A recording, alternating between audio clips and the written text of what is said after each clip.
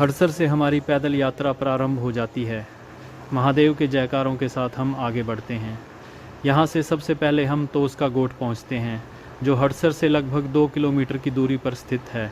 यहाँ अद्भुत दृश्य दिखाई देते हैं, ऊंचे ऊंचे पहाड़ और पवित्र जलधारा जो मणिमहेश झील से निकलती है। इसके बाद हम दो नाली नामक स्थान पर पहुँचते हैं, जो तोस का गोट से लगभग 1 किलोमीटर की दूरी पर है। इस तरह हमारी लगभग 5 किलोमीटर की पैदल यात्रा पूरी हो जाती है। प्रदेश की एक प्रसिद्ध वार्षिक तीर्थ यात्रा है, जो भगवान शिव को समर्पित मानी जाती है। इसे उत्तर भारत की सबसे पवित्र यात्राओं में गिना जाता है, एक साथ में बीना का, और इसे अमरनाथ यात्रा जम्मू कश्मीर तथा कैलाश मानसरोवर यात्रा तिब्बत के समान महत्व प्राप्त है। 12वें स्थान ये यात्रा मणिमहेश झील मणिमहेश तल तक होती है, जो लगभग 4080 मीटर 13,390 फीट की ऊंचाई पर हिमाचल प्रदेश के चंबा जिले में स्थित है। झील के पास मणिमहेश कैलाश पर्वत 5,653 मीटर है, जिसे भगवान शिव का धाम माना जाता है। धार्मिक महत्व। लोक कथाओं के अनुसार भगवान शिव ने पार्वती माता से विवाह के बाद इस झील का निर्माण किया था। झील के ऊपर स्थित कैलाश चोटी को अत्यंत पवित्र माना जाता है।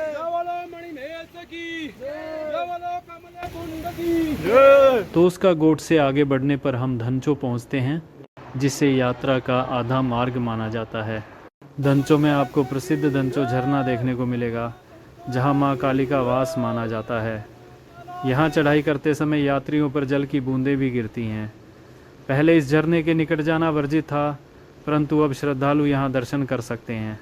इसके बाद तीखी चढ़ाई आरंभ होती है। एक मार्ग बंदर घाटी से होकर जाता है और दूसरा भैरव घाटी से। श्रद्धालु किसी भी मार्ग से आगे बढ़ सकते हैं। शिव का आशीर्वाद मिलता है। समय। ये यात्रा हर वर्ष भाद्रपद मास अगस्त सितंबर में होती है।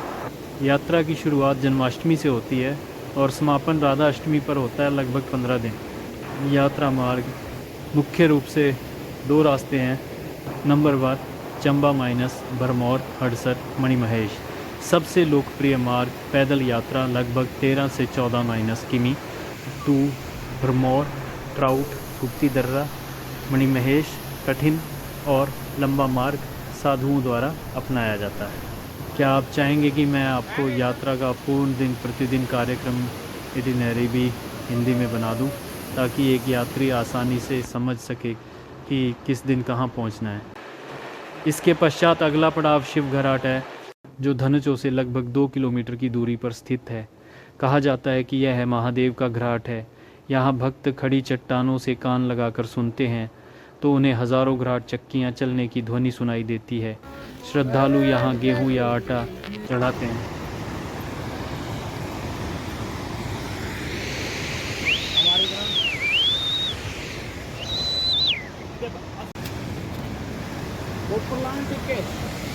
जय शंकर। यात्रीगण कृपया ध्यान दें।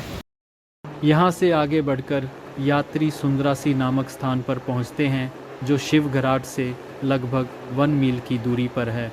यहाँ रात्रि विश्राम की व्यवस्था भी है। अगले दिन सुबह यात्री यहाँ से गौरीकुंड की ओर प्रस्थान करते हैं, जो 3 किलोमीटर दूर है। रात्रि में यात्रा करना कठिन होता है, इसलिए प्रस्थान प्रातःकाल ही करना उचित है। यहाँ ऊंचाई अधिक होने से थकान और ऑक्सीजन की कमी महसूस होती है, इसलिए सुरक्षित मार्ग से चलना आवश्यक है।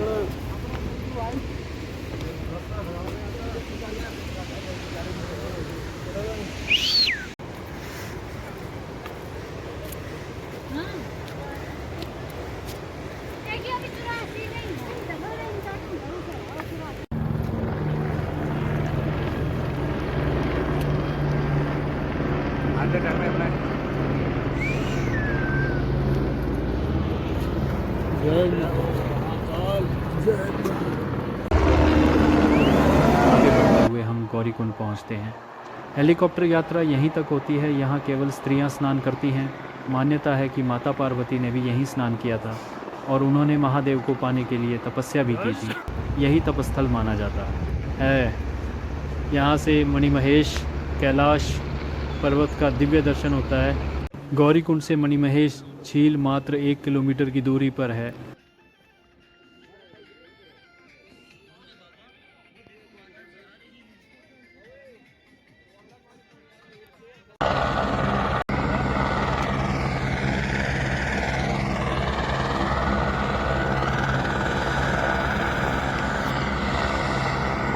जैसे जैसे यात्री ऊपर बढ़ते हैं उनकी गति धीमी हो जाती है।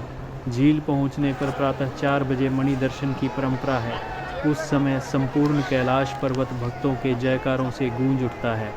यहाँ मणिमहेश दल झील को तोड़ने की रस्म त्रिलोचन महादेव के वंशज शिव चेले निभाते हैं।